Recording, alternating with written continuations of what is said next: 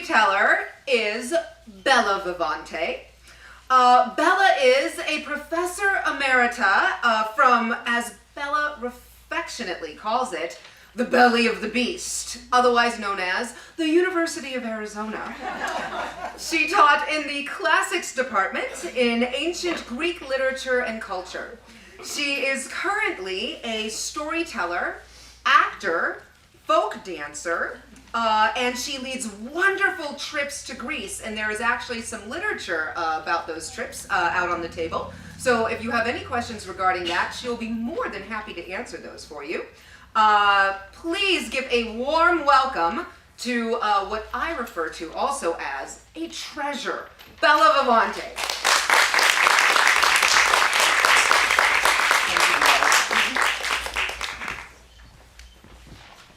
My story is 70 years of feminist, and I fudged on the dates just a little bit. Anyway, my path to becoming a feminist has been a long and winding road, and here are some of the stepping stones that brought me to who I am today.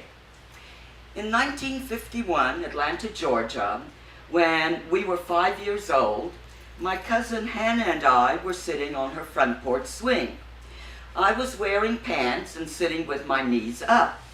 My cousin said very smugly to me, "I can't sit like that because I'm wearing a skirt."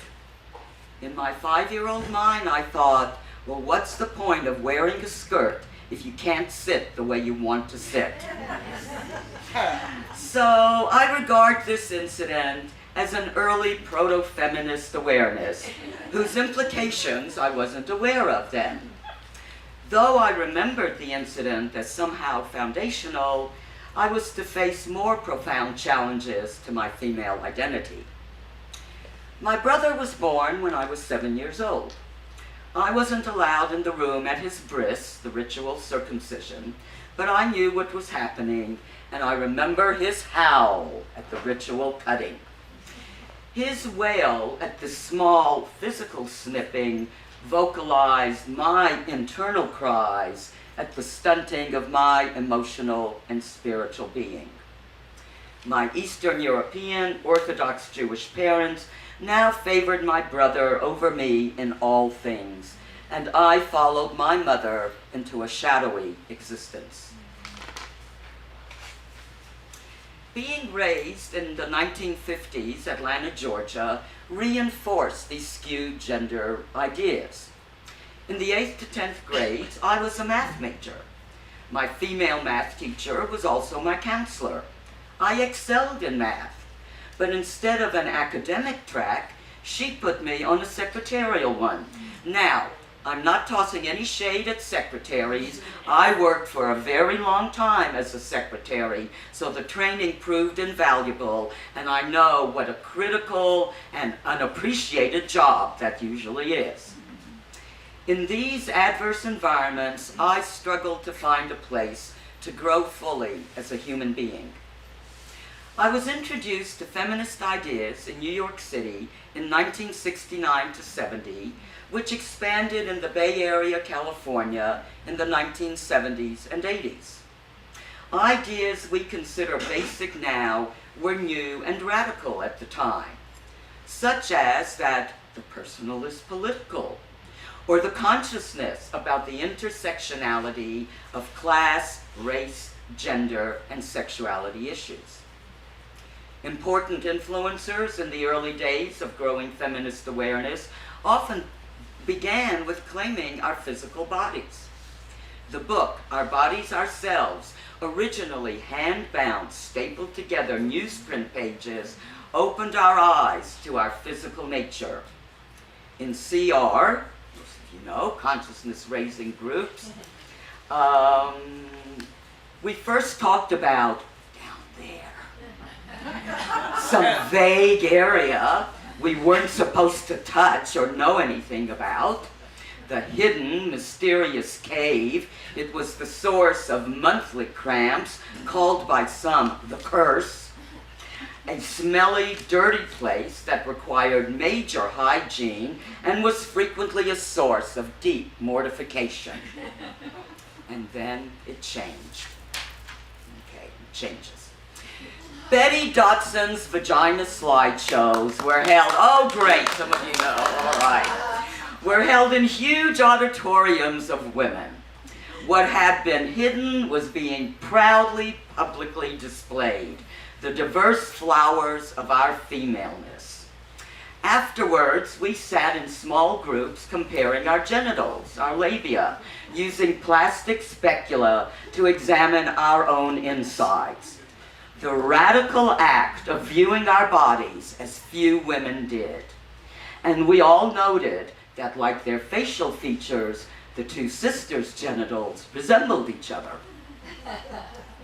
We reclaimed our bodies and our sexuality, which meant reclaiming our lives. Many early feminist spokeswomen articulated society's unequal gender dynamics and spearheaded ways to address it. Bra burning, Ms. Magazine, affecting changes in law, working conditions, and more. This is an interaction I had with an early feminist leader. I was working as a waitress at an Italian restaurant in the West Village in New York City when a known feminist with 3 friends came in and sat at my station. They were the sloppiest diners I have ever served. It looked like they had emptied their plates of spaghetti and marinara sauce onto the table. They treated me rudely and left me a paltry tip. I was outraged. How dare these upper-class white women claim to be feminist leaders and treat me, a working woman, so abominably? Articulating class issues was not yet part of the feminist discourse. Nor did I know that theoretical and academic feminism did not automatically translate into personal conduct. Much easier, right? Over the years, I've participated in the first Take Back the Night march and rally in San Francisco that was unfortunately elided out of news coverage by the murder of Representative Ryan at Jonestown. I remember Speaker Andrea Dworkin asserting that women cannot experience authentic sexuality in patriarchy. The opening of Judy Chicago's art installation, The Dinner Party, at the San Francisco Museum of Art, that displayed vagina-image dinner plates, each one representing a woman in history, set on a large banquet-sized triangular table. When I started my studies, there were no women's studies programs, though several female professors raised feminist-informed questions. I helped develop CROW, Center for Research on Women, while I was a graduate student at Stanford University, and then the Women's Studies Department, or program rather, at Emory University, where I had my first professorship. In my professional career, I've engaged in many feminist, women's and gender studies, and diversity development curricula, organizations, commissions, committees, panels, workshops, and so on ad nauseum.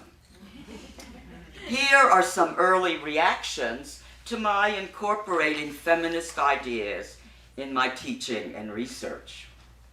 Like many, I had to excise any feminist ideas from my dissertation. My stereotypical British advisor merely raised an eyebrow when I mentioned incorporating feminist ideas. That told me everything I needed to know. The first class I taught at Emory University as an assistant professor of classics, Greek mythology, a subject filled with goddesses and gods, heroines and heroes. On their course evaluations, one student criticized that, quote, half, and just in case I might not know what half means, that student added in parentheses, 50% of the questions on the final were about women. What a travesty. Based on 2 anti-feminist comments out of 60 students at my annual evaluation, my senior professor, a very conservative older white male, told me to cut out my feminist remarks. I replied that my comments were only a drop in the bucket of this masculinist education system. He almost had a stroke on the spot. I'm sure he'd never heard the term masculinist in his life. I had some profound personal experiences on my feminist journey. The first was the radical act of coming out sexually. Though I espoused feminist ideas theoretically, much of my personal life repeated early gender conditioning. My revolts against this conditioning did not raise my low self-esteem in interactions with men. I came out after a particularly bad year of relations with men when I was studying in Greece. Coming out radically reshaped my sense of myself. My identity was now based on myself, not on any relation to a man.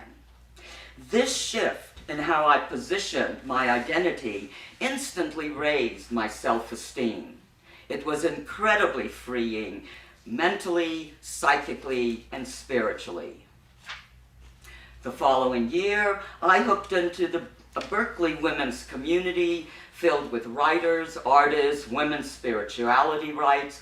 This was for me a fertile time of expanding female enlightenment. A second major experience is my direct and personal contact since 1980 with Native Americans, from whom I've learned their traditional valuing of women, women's roles, female aspects of life, and more, all of which majorly transformed my life. I have been strongly inspired by Native women's strong, culturally validated sense of their own identity and their central critical roles in their communities. I've incorporated Native American women's distinctive approach to feminism and women's roles in my teaching and research, and I developed a gynocentric theoretical approach to studying ancient women that has formed the basis of my publications. My almost 40-year relationship with my Seminole Creek spouse has deepened my understanding of Native American women's roles and cultural values, both personally and professionally. All these personal and professional steps have brought me to today, privileged to help celebrate the WOSAC FIESTA storytelling event. Thank you all.